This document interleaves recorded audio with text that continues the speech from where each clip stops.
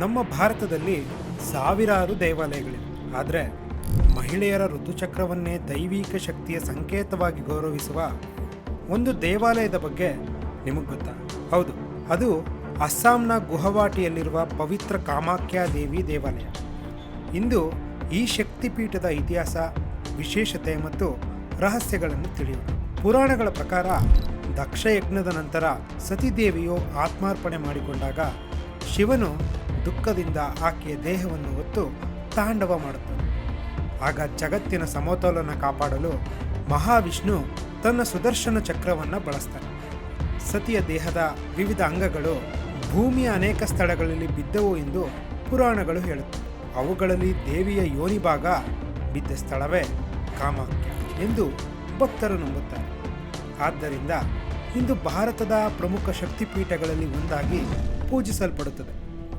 ಈ ದೇವಾಲಯದ ಅತ್ಯಂತ ವಿಶೇಷ ಅಂಶವೇನೆಂದರೆ ಇಲ್ಲಿ ದೇವಿಯ ಮೂರ್ತಿ ಇಲ್ಲ. ಗರ್ಭಗುಡಿಯೊಳಗೆ ನೈಸರ್ಗಿಕವಾಗಿ ಕಲ್ಲಿನ ಸೀಳಿಕೆ ಮತ್ತು ಅದರೊಳಗಿಂದ ನಿರಂತರವಾಗಿ ಹರಿಯುವ ಜಲಧಾರೆಯನ್ನೇ ದೇವಿಯ ಸ್ವರೂಪವೆಂದು ಆರಾಧಿಸಲಾಗುತ್ತದೆ.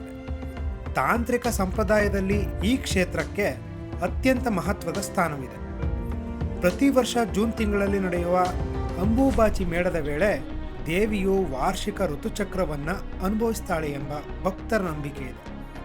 ಈ 3 ದಿನಗಳ ಕಾಲ ದೇವಾಲಯವನ್ನು ಮುಚ್ಚಲಾಗುತ್ತೆ. 4ನೇ ದಿನ ದೇವಾಲಯವನ್ನು ಮತ್ತೆ ತೆರೆಯಲಾಗುತ್ತೆ. ಮತ್ತೆ ದೇವಿಯ ಪೀಠಕ್ಕೆ ಸ್ಪರ್ಶಿಸಿದ ಕೆಂಪು ಬಟ್ಟೆಯನ್ನು ಭಕ್ತರಿಗೆ ಪ್ರಸಾದವಾಗಿ ನೀಡಲಾಗುತ್ತೆ. ಇದನ್ನು ಅತ್ಯಂತ ಪವಿತ್ರ ಪ್ರಸಾದವೆಂದು ಭಕ್ತರು ಗೌರವದಿಂದ ಸ್ವೀಕರಿಸ್ತಾರೆ.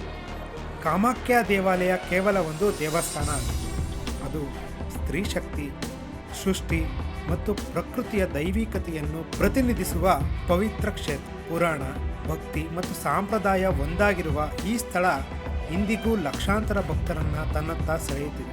ಈ ಮಾಹಿತಿ ನಿಮಗೆ ಇಷ್ಟ ಆಗಿದ್ರೆ ವಿಡಿಯೋವನ್ನು ಲೈಕ್ ಮಾಡಿ ಮತ್ತು ನಿಮ್ಮ ಫ್ರೆಂಡ್ಸ್ ಜೊತೆಗೆ ಶೇರ್ ಮಾಡಿ.